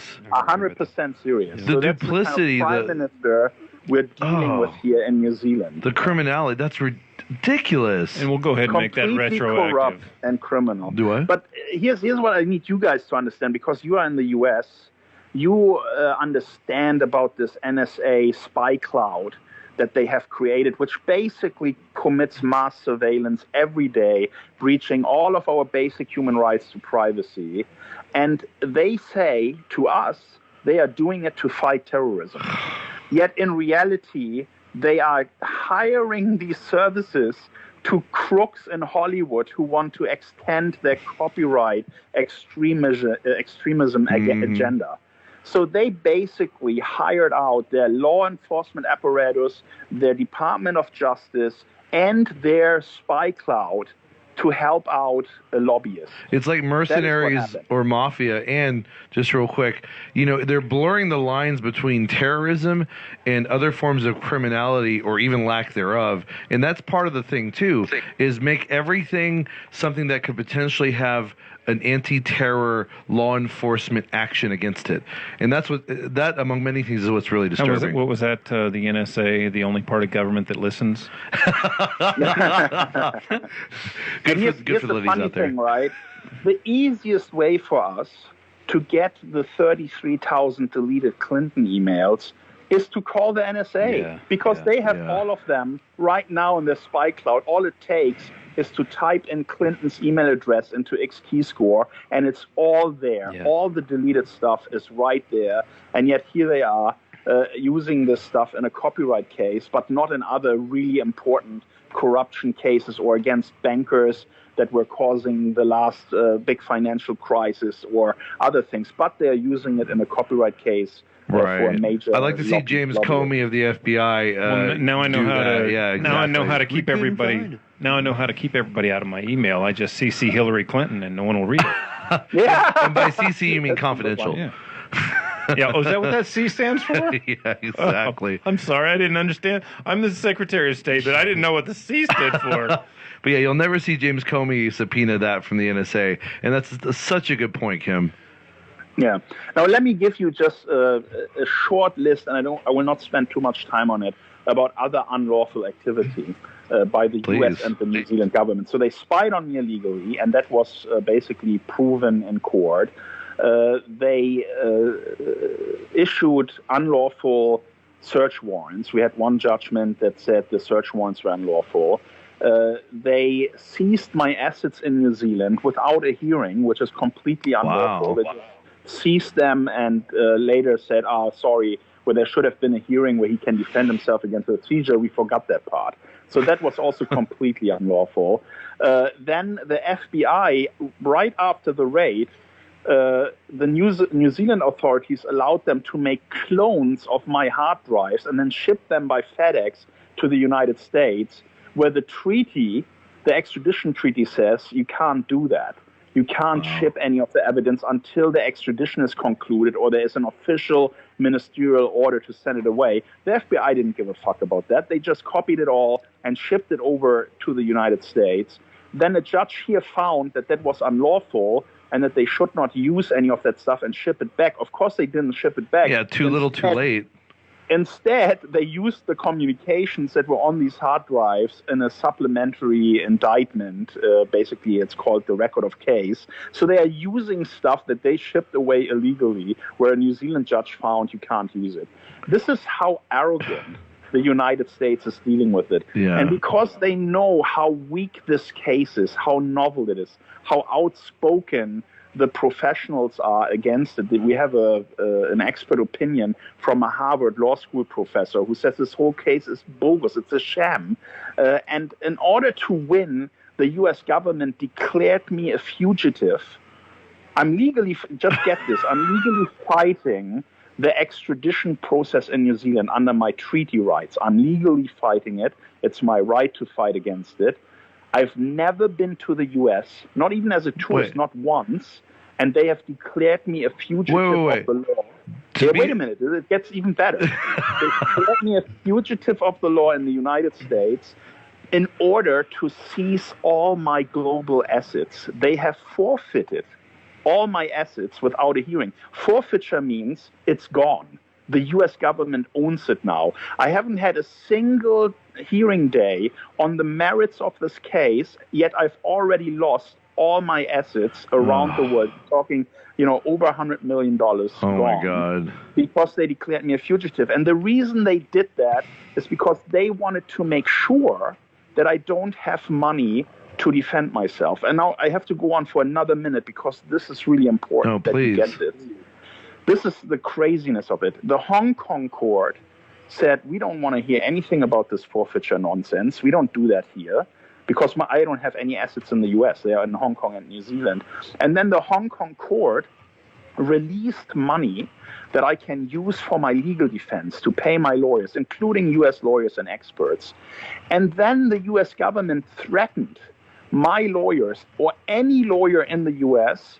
to receive those funds because they say they now belong to the United States. So my lawyers would commit a criminal act if they take the money that was released officially by the Hong Kong and New Zealand courts to have them paid. They would go to jail if they took that money. So effectively, if I ever do get extradited, I will not have a penny to pay for U.S. lawyers and experts. And they are doing that because they know if I have a defense team, they are going to lose this case, and it's going to be egg all over their faces, and they're going to be completely embarrassed. So this is how far the U.S. is willing to go to win when they know that they actually don't have a case. That is so evil. They did something very similar to Jesslyn Radek, who was the whistleblower, yeah, the lawyer for the whistleblowers. Everywhere that she went to get a job, they would attack the firm and get her fired. It's persecution. So now she's Snowden's lawyer. Yeah. So they've done the same thing, by the way. When we look for lawyers in the U.S., the moment those lawyers contacted the DOJ to introduce themselves, they called the big firms and said, well, this is, you have a conflict of interest, you have worked for the content industry before, yet at the same time, the judge that is on my case is a former Disney lawyer. It's completely there's no conflict of interest there. Don't worry. No, absolutely not. How could there be a conflict, right? And here's the crazy thing about this courthouse in Alexandria, where my court is based. In that courthouse, every day there is a judge assigned to new cases coming in. So by doing that, the DOJ could basically pick their judge by just waiting for the day on which my judge, his name is O'Grady, is available, with that task. And that's how they picked him. And they picked the guy who is pro-copyright, who worked for Disney before, who was a partner in a law firm that says, Walt Disney Corporation is our biggest client. And this is the guy who is my judge. And the lawyers, they are saying have a conflict of interest. Did I say the fix was in? Wait, so the guy... It's ridiculous. The guy that is defending Goofy is the one who's defending you? No, the guy who's defending Goofy is attacking me. It's the judge who has ordered that no funds should be released for my defense. The servers are deteriorating in the data center, powered off. Users are losing their data. He has not ruled on our motion to dismiss. He has allowed an indictment against criminal. the holy... Listen. Well, we're coming to break, so we'll get back to this on the other side. This is all criminal. It's crazy. We'll be right back. Wow. Oh, my God. Princess Ariel's lawyer? Oh, shit. I'm glad you're getting Princess Ariel's lawyer. I'm glad you're getting into so much detail because when I did research for this, I didn't, so much of this did not come up in my research, and it's just disgusting. It is. It is totally disgusting. This is my reality for the last 5 years, Oh, and actually, when we get back, I'm going to ask you then, you already mentioned how much of your assets have been seized, but how much time you might be facing. Yeah. So we'll get into a little bit more of that. Let's see. And then I think from that, we can transition into what MegaNet and Bank to the Future. Yeah. Bless you. And then... I need another about 5 minutes. There are two more important points. Absolutely. Oh, of course. Yeah, no problem. Absolutely. And then we can move into the other. Yeah, absolutely. I was just saying, as a... I know. I watched the other interviews and stuff, and I never heard all of this stuff. Some of this stuff, I'm surprised. You got to read awesome torrent. Read torrent, freak. 60 Minutes came out to New Zealand to interview me. They were here for 7 days. We did probably 30 hours of interviews. It was crazy. And they had all this information, and in the end, they made a hit piece against me because they are owned by a Hollywood studio. Of course. Yeah. Well, we are not owned by anyone. In fact, the only way that this network stays on air is it's fighting the government to stay on air. So... Oh, wow. It's some people may call it pirate, but it's unlicensed. Ah, okay. So yeah, the people that run the network, they just literally file briefs and fight against the government to stay on air. And now that you've told me, I've probably committed another crime by aiding and abetting pirates. Right. No doubt. Uh-oh. Oh no! Yeah. Oh, and across international borders. Ooh, you ready? We got to get to Mega when he released Mega, because then we got to get to talk about how he took my gun files off of his site. Oh, they took your gun files off of his site. Oh, really? Yeah. Oh, Well, this would be awesome. if it's not too much of a touchy issue. Yeah. Well, I mean, I know why he did it, but yeah, You ready? All right. Yeah, let's get back. Bring us back, Deb. Apparently, everyone's saying Trump won this thing. It's not even over. Welcome back, guys, to the Crypto Show. We're talking with Kim Dotcom of Kim.com, Cody Wilson of Defense Distributed, and Simon Dixon. And in just a little bit, we'll get to where Simon Dixon intersects with Kim.com, and even where Cody Wilson intersects with Kim.com, something he just actually told us. And you forgot to announce the other guest in studio, Kim.net. and Danny Wilson with Kim.net. Please drive traffic to that site. If you can even get a fraction of what Kim.com gets or Mega Upload, then we'll be very happy. If I just get his trolls. Yeah, right. That'd be millions probably. Well, real quick, I want to make a couple points before we get back. Kim.com was counted as a fugitive by the U.S. government, and I just want to say, to be fugitive, don't you have to have been somewhere and then leave it to be a fugitive? So, like, That's exactly the definition in any dictionary, but they don't care about that. Right, yeah. Kim.com has never been to the U.S., but he is a fugitive, meaning he has been to the U.S. and As a then matter of fact, escaped it, which that doesn't make sense. Recount the pinned post on Kim's Twitter. Yeah, oh, real quick. Actually, that was pretty, I love that. Hold on one sec, real quick. I'm sure Kim knows it. What the pinned post on your Twitter, what is that? I never lived there. I never traveled there. I had no company there, but all I worked for now belongs to the U.S. Yeah. And that's $100+ million that he earned legitimately helping people. Oh, no, you didn't build that. Yeah, that's exactly what Obama would say. And, and then they're basically denying him due process by denying him funds for a legal defense and by intimidating any potential lawyer from helping him. And that itself is a huge violation. Well, let's get back. Kim, I know you had more to say. I think that should be reversed, though. Since they took his stuff, Kim should be telling them, hey, you didn't build that. Yeah, put it back in their face. Exactly. Well, go ahead, but also want to ask you to add, do you have any chance to get your money back? And then how much time are you potentially facing prison time? Well, the indictment is charging me for 88 years. So they want to put me in jail for 88 years. And actually, the MPAA lawyer went on a radio station here in New Zealand and defending that and said, yeah, that's absolutely the punishment that he deserves. Oh, my God. It's hilarious. I mean, they're so disconnected from reality, these Hollywood folks. It's just unbelievable. 10 years ago, you would get a slap on the wrist if you downloaded something or did something wrong, and today they're talking about decades in jail for copyright infringement that I haven't even committed. That is the craziness about this whole case. And by the way, since this case happened, no other case like it has happened anywhere in the world. This proves that this is a novel test case for the Department of Justice. They burned their fingers here. They will not do that again. I started a new site called Mega in New Zealand after the indictment. The first year anniversary of the raid, I started this new site, and it was fully encrypted cloud storage. And today that site has over 60 million users and is hosting 2 billion files. Wow. So, and they haven't done anything to try and shut that down. Are you making money from that, I hope? No, because Hollywood then went ahead. I created a family. Listen, I created a family trust. I put all the shares of the company into that trust, benefiting my kids and my wife.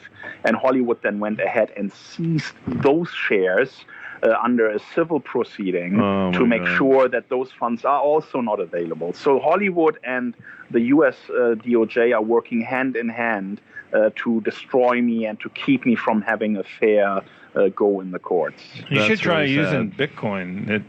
It'd be really hard for them to take that. Yeah. Well, let me just say where we are now Go legally ahead. in New Zealand, right? We've just finished our High Court hearing appeal against extradition. We have shown to the judge that under New Zealand law, there is no extradition offense because in New Zealand, online infringement is a purely civil matter. The Copyright Act in New Zealand creates the code that creates copyright. So copyright can only exist within that law. And that law says internet service providers have no criminal liability. And there's even a safe harbor here in New Zealand that says that a service like Mega Upload is completely shielded from any kind of criminal liability. And in extradition, there's a thing called dual criminality. So something that isn't criminal in New Zealand, I can't get extradited for. That makes so sense. What did the U.S. government do? Get this. It's getting more and more hilarious, their desperation, right? So they are now not relying on the Copyright Act anymore. They are saying this was a conspiracy to defraud. It's not what it's called in the indictment. They don't call it that in the indictment, but they say it's basically outside the Copyright Act. You have to look at the conduct. This is a fraud conduct, and we can extradite him for that.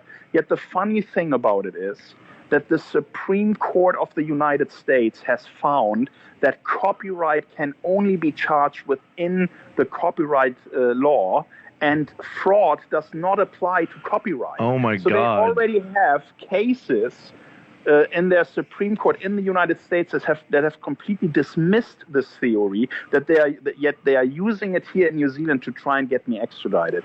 This whole case is such a clusterfuck of incompetence and maliciousness. Once it's all done, I really hope someone will make a series about it, like a 5 or 10 episode series to really put all of that to the light, because it really makes the U.S. government look like clowns. Like, yeah, real egg on their face. And there's more holes in what they're doing than Swiss cheese. I mean, I think every time you make a statement about how unsubstantiated everything they're doing is, I think you're done. And then you throw out 5 more, and they're just committing crimes left and right by violating their own laws, by making stuff up and overreaching, and just fabricating stuff. And I mean, it's like a Kafka. It's like the trial by Kafka. I mean, it's just unreal, surreal, and crazy. You remember it was like an animated series or puppet series called The Dinosaurs. And they all worked for We Said So Corporation. That's appropriate, exactly. And now here's another important thing that a lot of people don't know, and it really shows how weak this case is. The U.S. government, through New Zealand Crown law, has approached my lawyers twice to try and settle this case. They wanted me to accept some kind of under New Zealand law copyright liability, because they wanted to wash their hands from the risk if I go after them for damages, when it turns out that everything that they have done was completely malicious, unlawful, and that it was a persecution for pay for Hollywood studios, right? So they wanted to find a way to settle this thing with me, and I told them to bugger off. I told them I'm not interested in any settlement. I'm going to see this through, because this is much bigger than me. This is not just about me and my family, which has been suffering under this pressure for the last 5 years. This is about internet freedom. This is about all of our rights. This is about Hollywood trying to stifle innovation and to shut down websites and to extend their power with their copyright extremism. And that's what I'm standing up against. And everything that I'm doing now, that I've done with Mega and Mega Upload 2 and Bitcache and all of that, is fighting that progress that Hollywood is on with their political allies to try and undermine our internet freedom. I'm combating that with technology, and that's what Mega Upload 2 is all about. So it's more than just a cloud storage site. It's a message of everyone who loves the internet against this kind of conduct, and saying, hey, I'm a user here and I'm supporting this because this is right. and what you are doing is wrong. I agree. It's technology is free speech. It's technology is political activism. And frankly, you're a hero for everything you're doing. You know, if I were in your shoes, I might even take that sort of settlement or compromise just out of fear for what they might try to do to me. But I respect your courage, and you're standing up for, like you said, not just yourself and your family, but for everybody in the future of the internet and its freedom. And it's just like Ross Ulbricht in the Silk Road, being politically persecuted, a political prisoner, and standing up for everyone else in the process. And we thank you for that, and we respect you for that. And again, I mean, you're a real champion of the people and a hero for that. And it's unfortunate that you have to suffer, even if things turn out better in the meantime. But let's talk more about what he was just discussing, the future of Mega Upload, its sequel, and then how that's being funded and set up. And we'll be right back. She wins? You think? What you mean? Defense Distributed? No, the 2A. And she wants to. Everyone says like Citizens United is about corporate. I don't know enough about that, but it's a holding about like free speech, and that's what I've heard. Yeah. Well, and to me, I mean, in a sense, money is free speech. Well, that's one of the holdings, but it's actually like that's the big exotic thing that people like to talk about. But there's actually just some like really core. I don't know enough. I honestly don't know enough about it, and that's why I never really engage in that topic. So, even with on Kim Mega Upload 2, is this going to be decentralized and like stored through MadeSafe and storage and whatnot? It will be a mix of things. I'm going to talk about that shortly. Okay. All right. That'll be, yeah. I mean, stuff like that there's nothing they can do with it. Just like Bitcoin. They're going to have a hard time seizing your Bitcoin unless you give them the address. No, this isn't actually going to be decentralized. It is. It isn't, no. Oh, it isn't? It's a company. Partner sites are decentralized. Partner sites that we use for online storage. Mm-hmm. Mega Upload 2 itself isn't decentralized. Okay. Would like to find out, so Bitcache is essentially a different version of the Lightning Network? It's similar to a certain extent, but a little bit more simple, really, in its application. Okay. So if the block size becomes a problem, is there a possibility that you'll be using altcoins to take up the slack, or what? No, we're basically solving the block size limitation by taking the microtransactions that Bitcache does off the blockchain. Okay. Well, that's kind of what the Lightning Network idea is. Exactly. I think the major difference is the Lightning Network is trying to solve a Bitcoin problem. Mm-hmm. Kim Dotcom has a problem in that he wants to put billions and billions of transactions. So he's coming at it from, here's what my company needs to do, and it's a way of solving it, purely for how to solve this specific user case. Whereas, so that it's not, he doesn't think in the same way as all the Bitcoin people, which are just looking at how do we scale the blockchain. He's just thinking, with all the beliefs and values and everything that comes from it, it's more, here's a specific business case I need, and I'm going to build some technology to do it.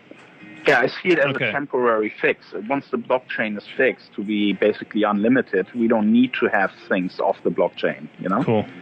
And, I mean, could this be something that, Core could actually look at and as being a way of solving the problem with the blockchain? Yeah, I think they're working on it. Cool. So it's kind of just a difference, whereas Kim's not coming from, here's what Bitcoin is, how do we improve it? He's coming from, here's a user case I want to build with millions and millions of users. How can I use Bitcoin? Oh, right, it doesn't quite work yet. Let me build something that allows me to use Bitcoin. Okay, well, let's get into that. We're coming back. Get into that. Get into what Mega Upload is and all that, and then we'll get into Bitcash and how that relates to the blockchain. Okay. Okay. Bring us back, Deb, when you're ready. All about that Bitcoin. All about that Bitcoin. About that Bitcoin. No OneCoin. Can I get a OneCoin? No. Please no. Welcome back, guys. We're in the second to last segment of the crypto show here on. Can I go ahead and say something real quick? Go ahead. I guess Bruce Fenton just recently put out this letter against OneCoin. Oh, that's great. Will they do the same thing against BitClub, or since BitClub gave money to the Bitcoin Foundation, will that become a problem for them to speak out against BitClub? That sounds like a conflict of interest, no matter what you think about No one else BitClub. is saying it, so I thought I should say it. That's an interesting point. That's a whole can of worms unto itself. To get Bruce on and ask him. We'll have to do that. We'll see in the future what develops. We're talking with Kim Dotcom and Simon Dixon, and of course in studio is Cody Wilson. He stepped out for a moment, probably in his excitement over the presidential debates. He'll be back in a moment, though. So Kim already kind of gave us a segue into the future of Mega Upload, in the future of the internet, in the future of what Kim Dotcom is doing. So let's get into that, Kim. And then, of course, unfortunately, because the U.S. government has stolen all of your hard-earned and well-earned, properly earned money, you clearly don't have your own funds to create this new project. So we'll get into how you're able to fund this new project with Simon Dixon. So get us started on that, Kim. Yeah, first of all, Simon Dixon and Bank to the Future, they are my heroes. You know, they helped me in this situation to basically fund a new startup, find the means to make this dream possible of creating Mega Upload 2 and basically giving to the internet community a totally private file sharing service where we don't even know the users, we don't know the user's IP, we don't know the contents of the files by design. So the technology is designed to keep us completely in the dark about your private use of your data. And in addition to that, we're launching that with a microtransaction service called Bitcache. One of the big problems on the internet is that you can't purchase items, content for, let's say, 3 cents or 5 cents, because the credit card fees are prohibitive and there's really no solution for it. And I think, if you have a successful file sharing service and a user can upload a file that he owns and can put a small little price tag on it, and every user that downloads it contributes like 5 cents or something on the fly without any major effort, I think that would be a really fair system that would find mass appeal, and that's what I'm building. And there'd be a lot more copyright compliance at that, right? Well, copyright compliance comes through the laws anyway, so there will still be takedown procedures in place if a copyright owner isn't happy with. Or I simply mean that like the copyright holders, and I actually don't believe in copyright. Copyright and patents, intellectual property is not real property, but that's a whole other subject. But I'm just saying that like with micropayments like that, copyright owners could offer copyrighted material for a couple pennies and make money, and more people would be likely to comply, and some of these issues would be not so relevant. Yeah, completely correct. And we're designing Bitcache for example, news publishers. There's no solution on the market right now where news publishers can charge a tiny amount for their content, and all happening on the fly without ridiculous transaction fees. There is a video service out there that actually does this, though. Oh yeah, actually, it's called Watch My Bit. And that's worth that's worth mentioning. It's a cool service. Yeah. What was the gentleman's name who started it? Doug Scribner, and cool we guy. We used it last year. Actually, we did a video with Roger Ver, and it was about what we'd mentioned earlier, BitClub, and all of the proceeds that came from the video, we just donated it. Roger donated his to FEE, and we donated ours to Ross Ulbricht. Yeah, but anyway, this is going to be a much broader, bigger thing. Right. That's what's so cool about it. So go ahead. Yeah, so I mean, Mega Upload 2 on day one will have a massive amount of users, because I have access to 200 million users that signed up with us before. They are all eager to see the next mega upload. So we will have instant critical mass. And the challenge that I was really facing is, this whole Bitcash transaction system for microtransactions using Bitcoin is cool, but the blockchain has limitations. It can only do certain transactions per second, and that is prohibitive to this type of venture. So I had to find a solution, a workaround, basically, until the blockchain is fixed and can handle more transactions per second than it currently can. Well, and real quick, because Danny had asked this on air, although I didn't really hear the response because I just kind of walked back. Well, speaking of the transaction time with Bitcoin, was there any consideration for any altcoins that had faster turnaround times? I want to stick to Bitcoin because it's kind of the essential cryptocurrency. It's what everybody kind of has heard of and knows of, and right. I personally favor it. There's no reason to go to other coins as long as we can fix this blockchain limitation. Gotcha. Also, by taking it off the chain, we have our own fee structure, which is allowing these kind of microtransactions. And so we have a workaround for certain blockchain limitations that are currently in place. And you introduce your Bitcoin into Bitcash, and then when you have done your transaction with us, you can take it out again.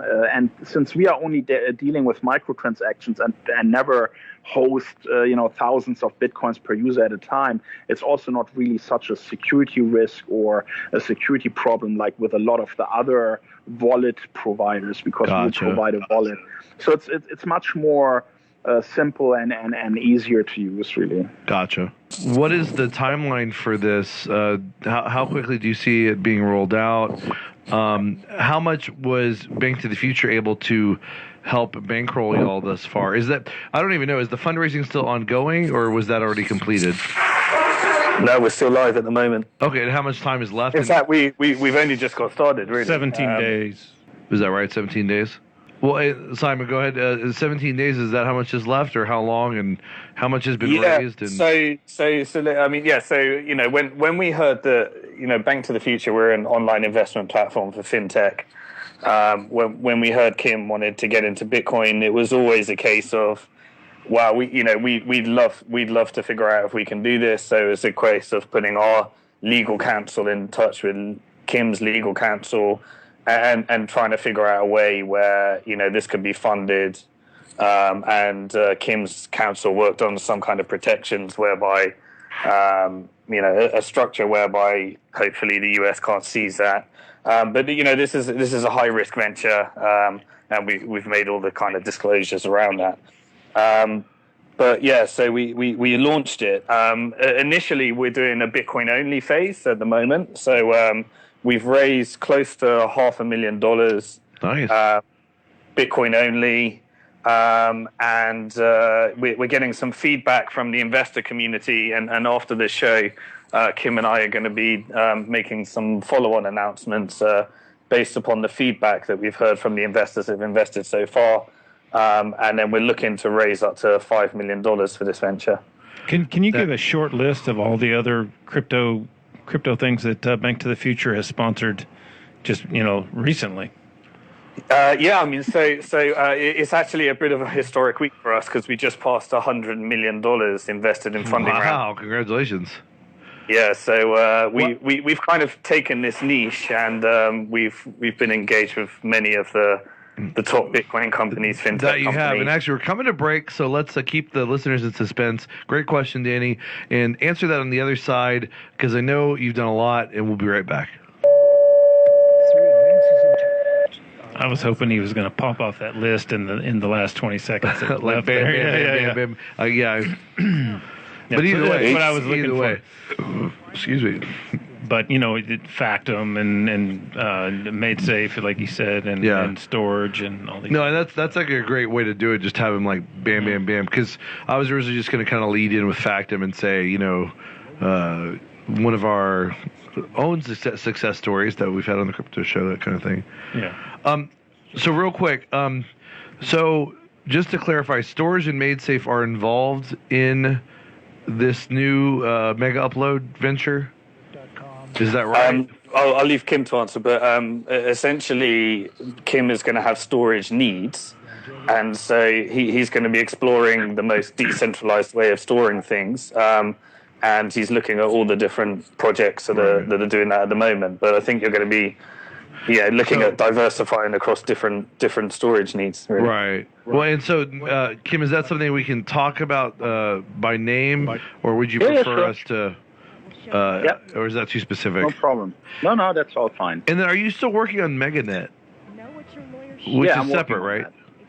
Should we bring... Mega Upload 2 is a stepping stone for MegaNet, really. Building that critical mass and having a site again with hopefully 100+ million users will allow a smooth launch for MegaNet, but that's 2.5, 3 years away. So it's maybe a bit premature to talk about that.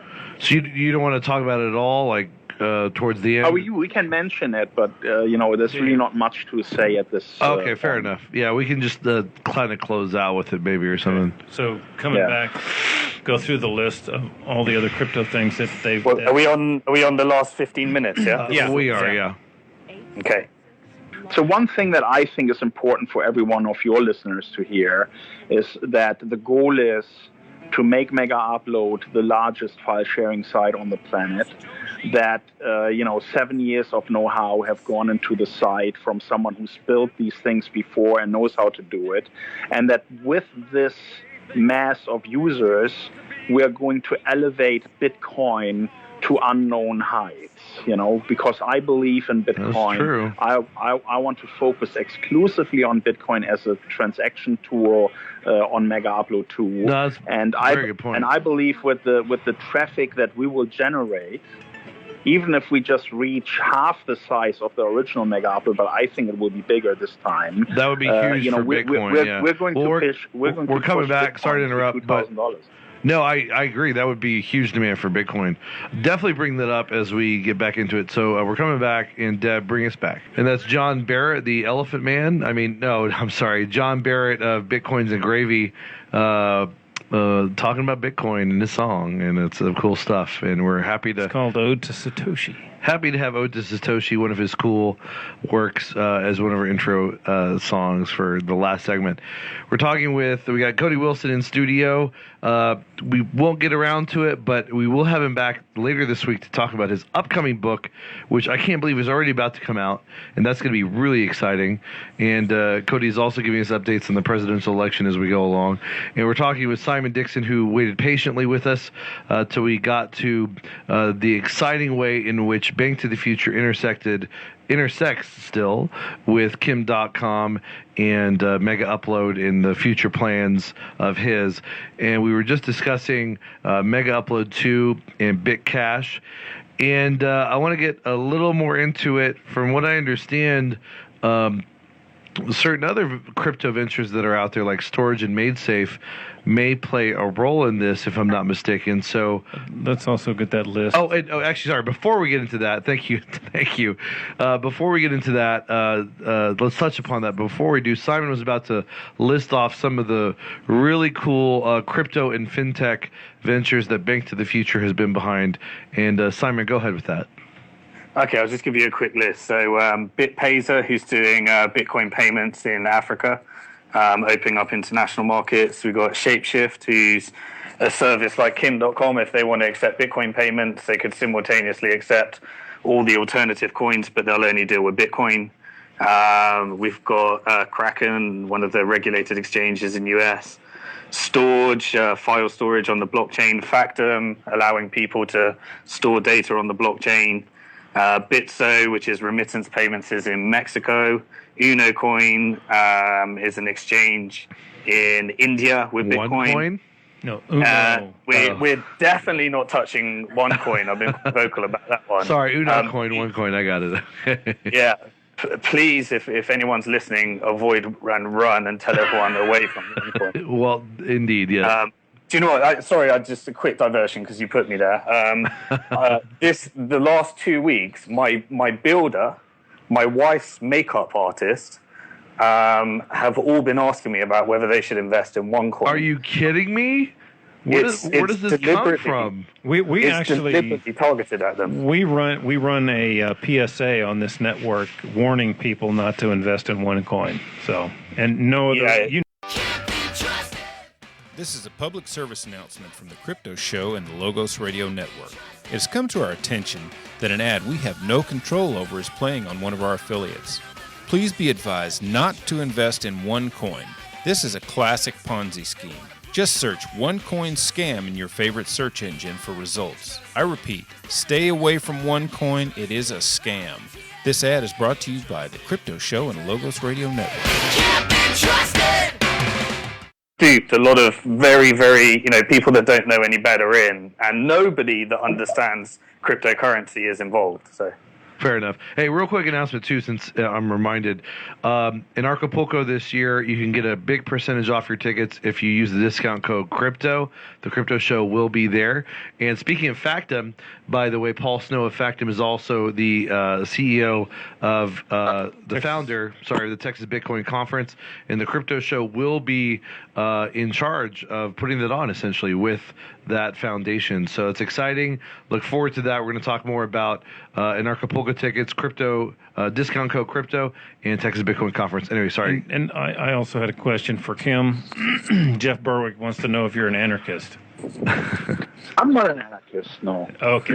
I have 5 kids. I think it's good that there are laws that are protecting our children. Fair enough, but you should still come to Acapulco regardless. It's a lot of fun. Well, he can't leave the country currently. Oh, that's a good point. Anyway, let's get back. So Simon, you any other companies that a lot of cool ventures that basically? Yeah, we'll leave people to check it out. They're all listed, all the previous deals we've done, and Factum was one of our recent ones. And so, let's people can check out the site if they want to see what we've done in the past. As they should. BnkToTheFuture.com minus the A. And speaking but if you do use the A, it will redirect you because we own that domain. That's right. The first time I was on your show, I said that's my final book when Bank to the Future becomes a huge success and tries to create something as big as Kim Dotcom created. Is the final book I want to write is The Bank Stole My A. Oh, yeah, that's right. I remember that. That's awesome. And you know what? Due to regulations, Simon, he can't use the A. Right. And you know what, Simon? You are getting there day by day. So with the $100 million raised, I mean, you guys are really getting big. So it's a good thing they protect us from the A. Of course, from the alphabet, basically. This sounds like some perverse, bizarro world, what is Sesame Street or something. But anyway. Brought to you by the letter A. Yeah, exactly. Well, speaking of storage, if I'm not mistaken, and get into this, Kim, something like storage or MadeSafe may play a role in Mega Upload 2? Yeah, Mega Upload 2 will be more of a caching service. So you upload to us, and then we're going to re-upload your file to, let's say, a dozen other online storage providers and provide you with all these links so that you can be sure you only have to upload a file once to us, and you will have multiple options to access your file later from numerous different providers. But the beautiful thing is if you use us, all your files will be packaged in this Bitcache container, which allows you to make money with your files no matter where you store them. So that is really a breakthrough that a lot of people, I think, are going to appreciate. That's pretty awesome. I mean, this is very exciting stuff. Now we've got 5.5 minutes left. Kim and Simon, I want y'all to anything else we need to get out, let's get out. I know it's a bit premature, but I want you to still nonetheless quickly tell our listeners what tie-in there might be between Mega Upload 2 and MegaNet, which I know is still off in the future, but if you want to elaborate on that real quick. Yeah, well, Mega Upload 2 is really the stepping stone. It's the launch platform for both Bitcash and later in the future MegaNet. What you need for these services to succeed is critical mass. I know that if I get Mega Upload 2 fully funded, it will be one of the largest websites on the internet. I have built numerous websites that made it into the Alexa Top 100. This one will be no different. And once we have 100 million users, it's quite easy to imagine that something like MegaNet would have instant critical mass on day one. And what I also like to say, this show is followed by a lot of Bitcoiners, a lot of people that are interested in cryptocurrencies. Mega Upload 2 and Bitcash can take Bitcoin to new highs. I've said on my Twitter before that I see Bitcoin within 2 years trading at $2,000. And I can do that just with my venture with Mega Upload 2 and Bitcash, because we are going to increase the use of Bitcoin so significantly, and we will make this a tool that is used by everyone on the fly without even having to sign up to Bitcoin. For example, the first 5 million users to Mega Upload 2 will get a Bitcash wallet with some Bitcoin in there so that they can try out the new system. And by that, we're going to introduce Bitcoin to the masses. So anyone who's supporting this venture is supporting Bitcoin in a big way, and at the same time is supporting internet freedom and my fight against the copyright extremists. And so they're also being exposed to technologies like MadeSafe and storage, so that they can get away from the cloud, or even Demon Saw. Yeah, Demon Saw is a great example. I love Aija. He's a great guy. He's working on some groundbreaking, important stuff. And at some point in the future, we'll work together. There's no doubt about it. And by groundbreaking stuff, Grand Theft Auto 6. No, pretty incredible stuff, and you're absolutely right. I mean, you have already proven your ability to create incredible technologies and to get people on board with them. I mean, 4% of the internet, 13th most traffic site, the 1 billion page visits. I mean, only Gangnam Style, I think, may have exceeded that. Actually, 1 billion unique users to our site. Oh, unique users. Okay, yeah, good. An important difference. Thank you. Very true. And even with your New Zealand mega venture, you've got a lot of people. So there's a lot of potential. Our main listener audience is somewhere in Utah. What is it? The NSA office? Yes, exactly. You got that right. So it's really exciting. And like you said, I mean, one man in his project could make a difference when it comes to even Bitcoin. You could easily get a ton of people crowding into Bitcoin, driving up the price, driving up adoption with this service. And that would be a boon, not just to Bitcoin holders currently, but to everybody who could benefit from Bitcoin, its technology, its anti-censorship and pro-anonymity features, and all that. And so this is really important and an amazing thing. Well, you mean someone won't be stealing my identity because I'm using Bitcoin? Right, exactly. I didn't have to enter a credit card. No, you did. Or social security number. Oh my God. Well, a minute and a half left. Kim Dotcom, Simon Dixon, finish us off. Yeah, well, I just want to say that, for us, this was a huge, risky thing to get involved with. But on the missionary side, we're all about changing the future of finance for the better. But purely on a self-interest side, we've got a large portfolio in the Bitcoin sector. And so supporting Kim Dotcom in this venture, we believe is good for Bitcoin and good for our portfolio. Because we believe he can bring a lot of new ventures. A lot of new users to the Bitcoin sector. So we had to find a way. And I do just want to say on a final note, it is a high risk venture. We take accredited investors only, but all the investors that have built some wealth in the Bitcoin sector, or or others as well. It's we're looking at a high return potential with a very high risk for people that can afford to sustain the risk if this goes wrong. But they probably know what they're doing, those investors, to get there. 20 seconds. Kim Dotcom, take us out. I would take Bitcoin mainstream if you help me help you. I need Bitcoiners out there to support my project, and I will take Bitcoin mainstream. You have my word. Life lessons from Jerry Maguire, according to Kim Dotcom. Thank you so much, guys. Excellent show. We'll see you all next time. Okay, and for the off-air audience, it's called let's go ahead and get Cody's thing. What's my thing? Hey, thanks, guys. Thank you, Deb. Appreciate it.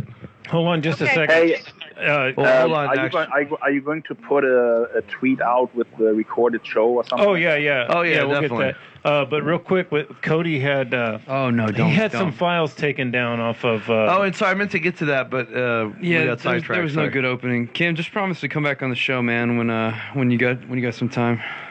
Yeah, when I win, I come back. There it is. And we have There it we have is. a party. You don't want to get into it real quick? There's no need. I'm sorry. I meant to. Anyway, And I was about to do it at one point, and then I got sidetracked. some of Cody's gun It files would've got been taken fun. down off of It would have Kim.com. been fun in passing, but we know why.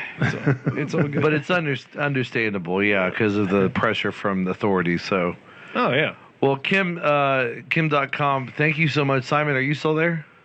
I'm here. Yep.